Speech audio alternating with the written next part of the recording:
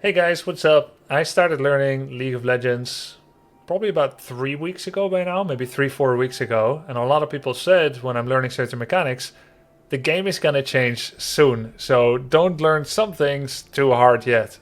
And so I'm gonna take a small sneak peek ahead to see what's gonna happen. This video dropped 3 weeks ago on the official Riot YouTube account, and it's the Season 2024 gameplay spotlight.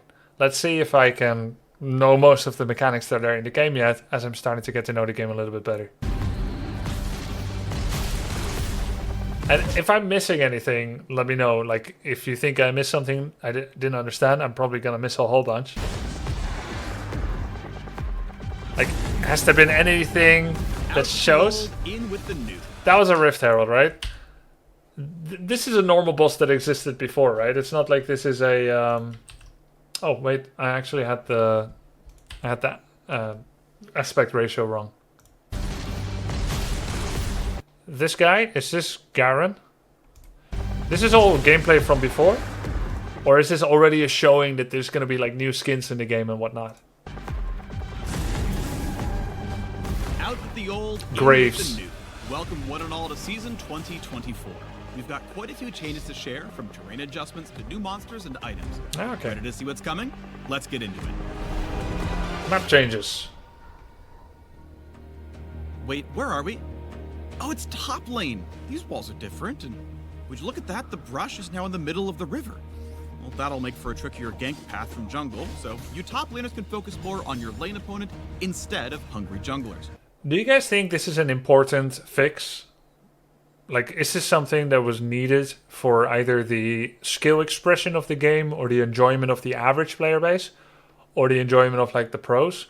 Yes, massive. Was top lane too gankable because of the horizontal bush? Because the way I feel, when I walk through this horizontal bush, there could be one ward that covers the whole thing. And so I'm going to get seen anyway.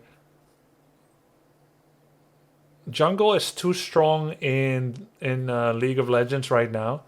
And this is going to help a bit with it. The amount of ganks tap is insane, so it's going to be huge. Ah. The bush was on one side only.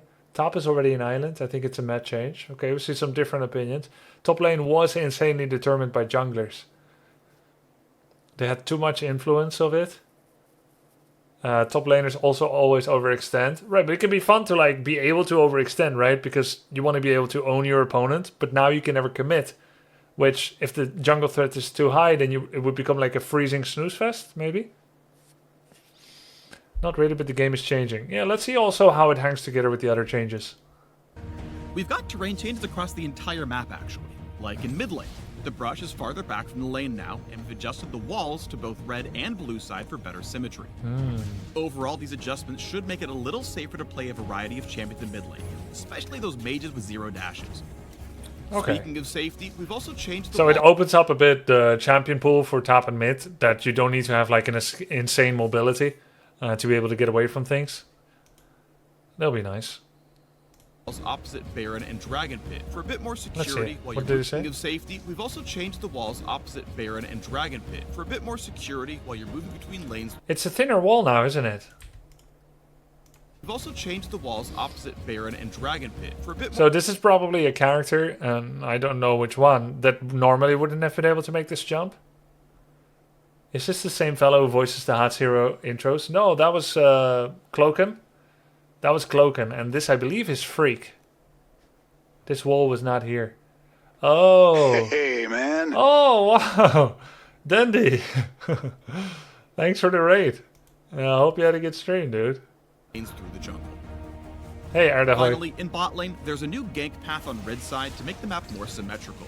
We've also shifted the brush to the middle of the river, so both teams can more reasonably fight for vision control. Look alive down there. Ashe, Pro, Oriana. You're a pro in Ashe and Oriana. Alright, nice. Dandy was top 8 in League ladder? No way. Dandy played League before too? Oh. Before Dota 2? No. No, it can't be, because you were Dota 1.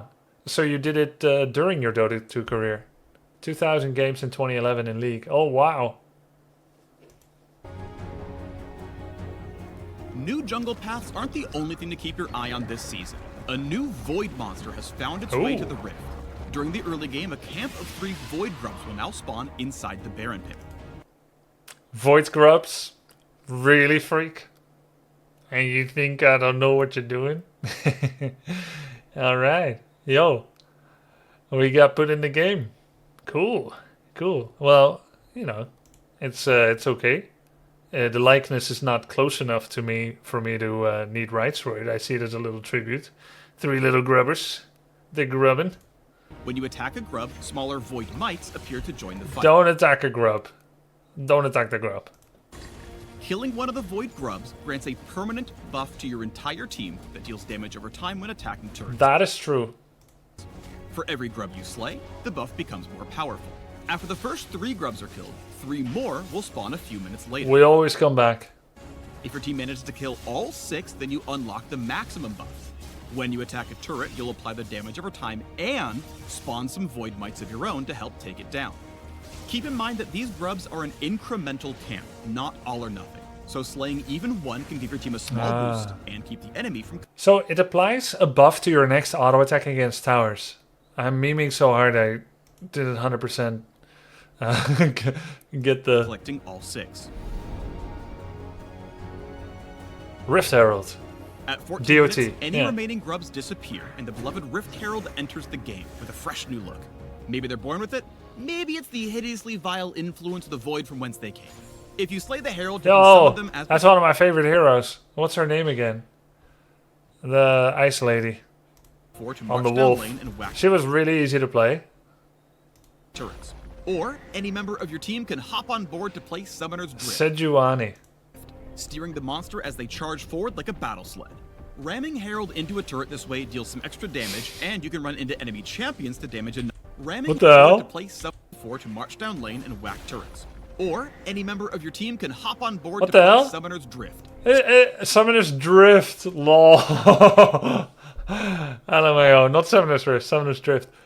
It reminds me of being able to get in vehicles in HOTS. Like, you could get into bosses like this. Steering the monster as they charge forward like a battle So they're steering it. So it's like Primal Beast charge. sled. Ramming Herald into a turret this way deals some extra damage, and you can run into enemy champions to damage and knock them up. On collision with terrain or a turret, the driver pops out nearby. And Okay. the ability to steer goes on cooldown. Oh. This cooldown resets if you hit a turret, but takes longer if you hit a wall. All aboard the Shelly Demolition Train. Now let's talk about... What was that?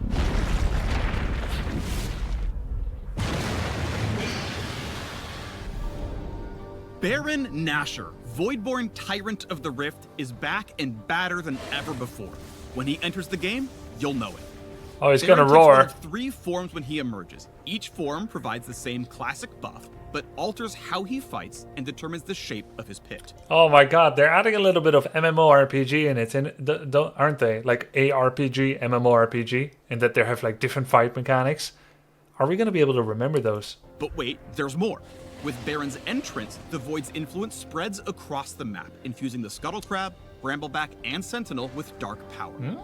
Voidborn Scuttle Crab becomes tankier and tougher to kill. On death, she sends out a massive burst like a Scryer's Bloom, revealing all enemy champions and wards in a large area. Bet you didn't see that coming. I didn't see that coming. Likewise, the Voidborn Red and Blue buff require a little more muscle to take down, but in exchange, they grant the buff to every teammate who's alive at the Wherever time. they are? So no more fighting over who gets blue buff, alright? No more fighting. Speaking Okay. of cool new buffs, let's talk Infernal Rift. All versions of the Elemental Rift have been refreshed to accommodate the new base terrain, with Mountain Rift losing a few walls that didn't quite fit anymore. But we've changed up Infernal Rift completely. We don't have gameplay footage quite ready at this time, so let me paint you a word picture. Instead of a burned out fire escape, Infernal Rift will scatter infernal cinders all across the map. Picking up these cinders gives a small burst of move speed and a stat buff. On death, half your collected cinders explode out for others to snag for themselves. What? I mean, you weren't using them anymore, right? But what do they do? As in years past, we've made some item adjustments for this new season. Like, a lot of adjustments. For one, mythic items are out. Gone. Poof. In their place, we're adding, removing, and updating a bunch of items across several champions. Oh, they give stat buffs. Haste, movement speed stats. Okay. Oh, so it's like the previous Rift Herald also gives you all these buffs, but now you can lose them and someone else can get them. Classes. Mages, assassins, tanks, enchanters, fighters, and marksmen will all notice quite a few changes when they gear up this season. Nice. For example, the new Storm Surge for those AP assassins and burst mages who really want to shock the enemy. In addition, we've overhauled the support quest items. Supports now have a singular item they pick up at the start of the game with minimal stats. You earn gold with this item by executing minions of any type for a flat amount, or hitting enemy champions with abilities or attacks. Oh, so they don't make you choose anymore. Because isn't it true that right now you're choosing between the two? So, how many minions can you execute? Anyone under half-life? 3 of the, up to 3, right? For every ball that you have around you, will that stay? And you can start scaling from hitting enemy heroes. Why is this? They don't want to make it as tunnel visioned into one singular quest style. I like this change. 3 to 4, between 3 to 4. So you can play more different directions without having to pre-select it while you're still in the fountain, because you would always hit melee. You'll still pick, but later. Oh, but don't you do both? What does execute mean? I think it's when you hit a creep that's under half-life and then it insta dies. The support gets the gold for it, but so does your core. Item by executing minions of any type for a flat amount, or hitting enemy champions with abilities or attacks. At the middle tier, you unlock refilling wards as before. And when you reach the final tier, you can choose between several unlock refilling wards of enemy champions with abilities or attacks. At the middle tier, you unlock refilling wards as before. And when you reach the final tier, you can choose between several upgraded items to suit your playstyle. Whether you prefer protecting your carry or more aggressive support tactics, we've got you covered. Hey, who's this guy with the big shield? He looks pretty badass. Whether you prefer protecting your carry or more aggressive support tactics, we've got you covered. While you're running around the new map with new monsters. Braum. He seems fun. Hey, he seems fun. And new items, you should keep an eye out for old grudges. We've added a handful of champion quests that will trigger when certain champs are in the same game. Defeating your quest rival on the enemy team will grant a tiny buff. While it won't significantly impact the game, it'll be a nice reward for your Renekton mains to finally stick it to Nasus. Many of the changes we've made this year are aimed at 60 armor, 60 magic resist, survive burst, Zonya's hourglass, become on. Is this different than before? Does it have... Isn't it more armor than before? This is wrong. Oh, okay. at making gameplay mechanics and systems easier to understand. Changed it again. This goal includes a lot of adjustments mentioned previously, or smaller changes like simplified tooltip language. We also just want to make it feel better to be on the Rift. Listen closely and you might notice the music changing throughout the game based on where you are or what you're doing. Baron boss music, anyone? And now you can celebrate or commiserate with your teammates in a language everyone understands. The fist bump. Oh, nice. High five. Okay. They took the high five from Dota. This is such a good tool for celebrating victories harmoniously with your teammates. And there's not one singular amount of smugness rubbing it in the face of the opponent. That was a lot to cover. In summary, new terrain means new gank paths in every lane. Void grubs are now a thing. You can now drive the Rift Herald into battle. Baron looks scarier and the Void is everywhere. Infernal Rift is totally changing. There's a bunch of new items. Some champs are bringing their beef onto the Rift, and fist bumps explode into sparkles and fireworks. Phew, got all that? Good. If you want all the nitty-gritty details, we unpack everything in the article linked below. So study up, friends, and we'll see you in January when Season 2024 kicks off. Nice. All right, January. Yeah, good. Good video. Good video and a good understanding of what's to come. Cool.